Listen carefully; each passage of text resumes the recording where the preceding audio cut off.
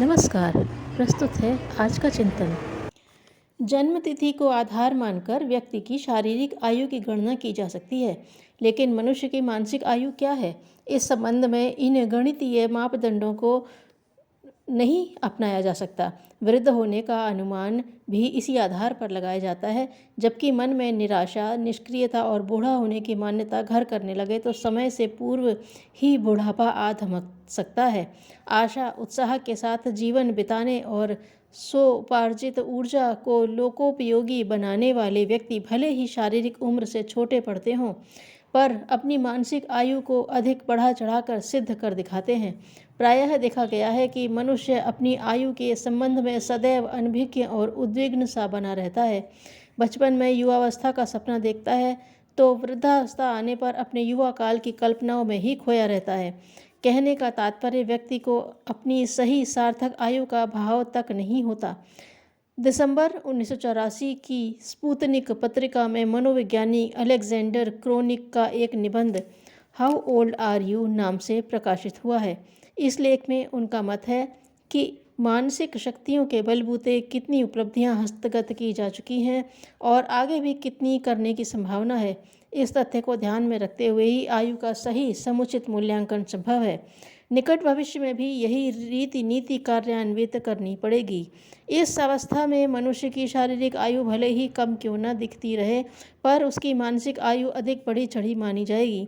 Chronic का कहना है कि लोगों को अपनी मानसिक उम्र का उचित ज्ञान प्राप्त हो सके तो उनकी प्रतिभा को सुविकसित होने में बल मिलेगा, जिसे साइकोलॉजिकल रिजुविनेशन अर्थात मनोवैज्ञानिक कायाकल्प के नाम से जाना जाता है।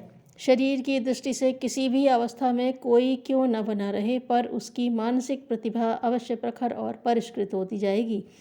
स्मरण रहे, मनुष्य के मनोभावों का कायिक संरचना पर विशेष प्रभाव पड़ता है। लोगों के मन में यदि यह बद्धमूल विश्वास जम जाता है कि एक समय विशेष के उपरांत वे जीवित न रह पाएंगे, तो वैसा ही आसार नजर आने लगते हैं। जनसाधारण की यह धारणा है कि 60 वर्ष से ऊपर की आयु में प्रवेश पाकर योग्यता, क्षमता और प्रतिभा का ह्रास ही होता चला जाता है। जीवन के किसी क्षेत्र में न तो कार्य करने की कोई अभिरुचि रह जाती और न सेवा सहयोग का उपक्रम ही बैठ पाता है। मन में वृद्धावस्था के विचार बीज पनपने और बुढ़ापे की खेती के रूप में प्रकट होने लगते हैं। शरीर को ही एकमात्र जीवन मान बैठने वाले न केवल मानसिक उपलब्धियों से अनभिज्ञ बने रहते हैं, वरन कायिक क्षमताओं का उपयोग भी भली भांति नहीं कर पाते और समाज तथा राष्ट्र के लिए हर तरह से भारभूत ही सिद्ध होते हैं। विज्ञजनों का कहना है कि बचपन तो अबोध अवस्था है और जवानी बोध अवस्था, लेकिन वृद्धावस्था एक परिपक्व बोध अवस्था का नाम है।